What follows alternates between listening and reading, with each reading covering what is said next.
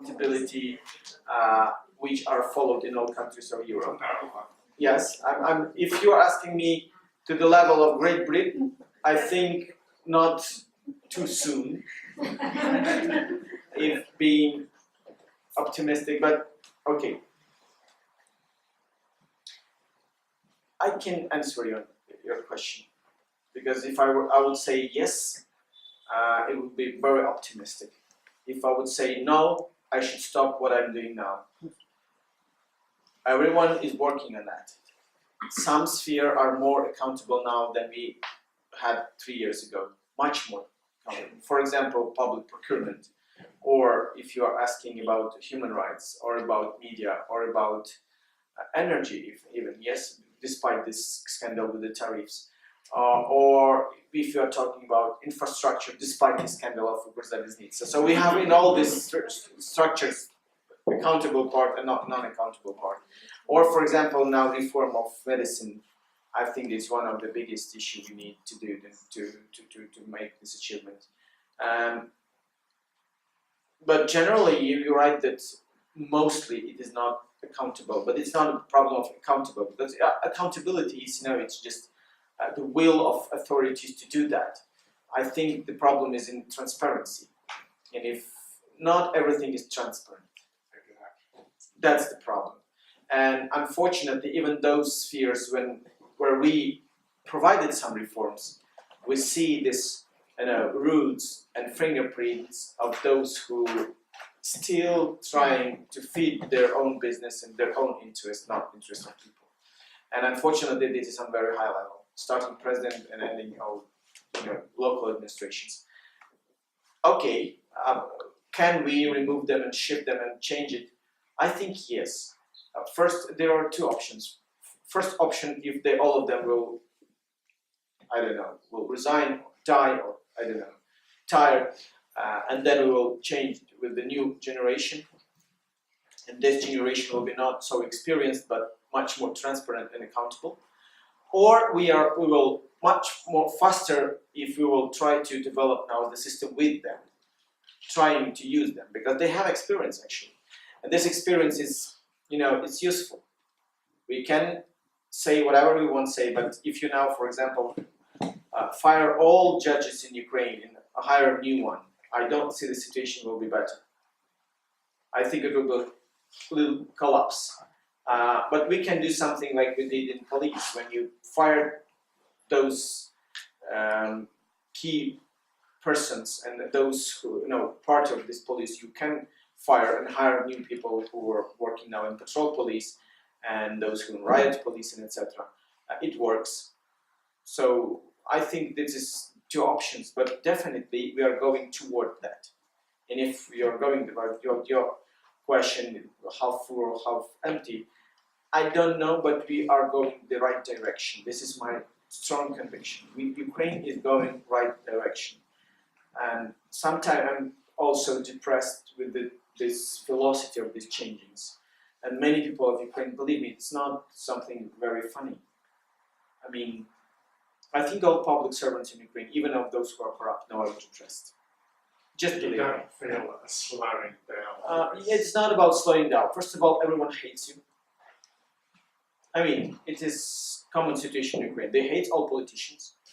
Second, you feel that you're responsible for everything, even if you're not responsible. Yes? The third is that you doesn't have future without that. Because if you're working in business, you just, this is your own future, you can work there. But if you're working on public servant, I don't know what will be after that. If you don't have business, you don't have nothing, and people are asking you why life is so bad, and you're a bastard, and in this situation, to find some optimism inside you to do something, it's very difficult. So, but despite of all this, Ukraine is moving right direction. I believe, I really say what I say, and I believe in that. It's not PR, it's not something I'm trying to show. It is true. About Misha, I think Misha, Ukraine is now, he's part of these forces that moves Misha forward. But I think he overestimated his passion and his organization skills, not his but of his team, and he underestimated Ukraine.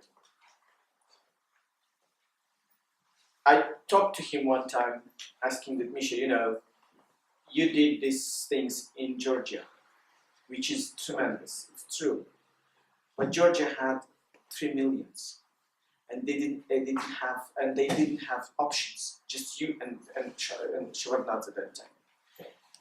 And Ukraine, this is,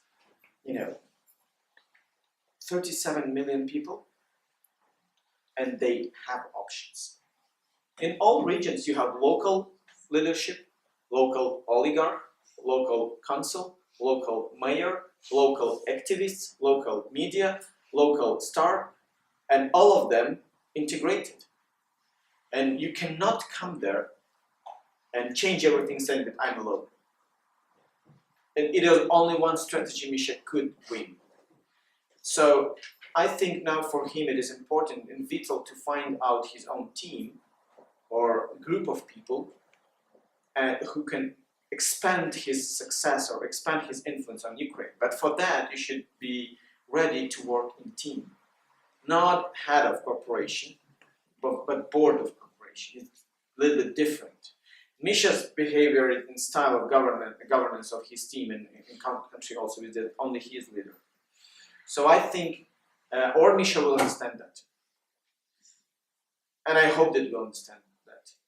Or he will be one-off, unfortunately, because he has many achievements and skills we need as a generation. And I would say even more, that Misha could be the leader of generation, because we need that. We doesn't have so mature politicians who are among of us.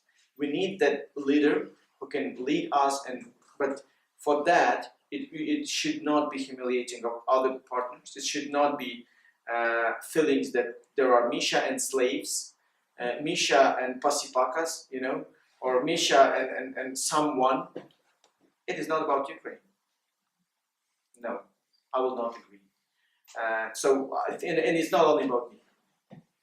So we are communicating our activity. We are joined. We are combining our activities, even street actions. But it is not about, not yet about some common organization which will be expanded in all countries. Something in Kiev, something in different local region level, but not in Kiev, not in all countries. That's it.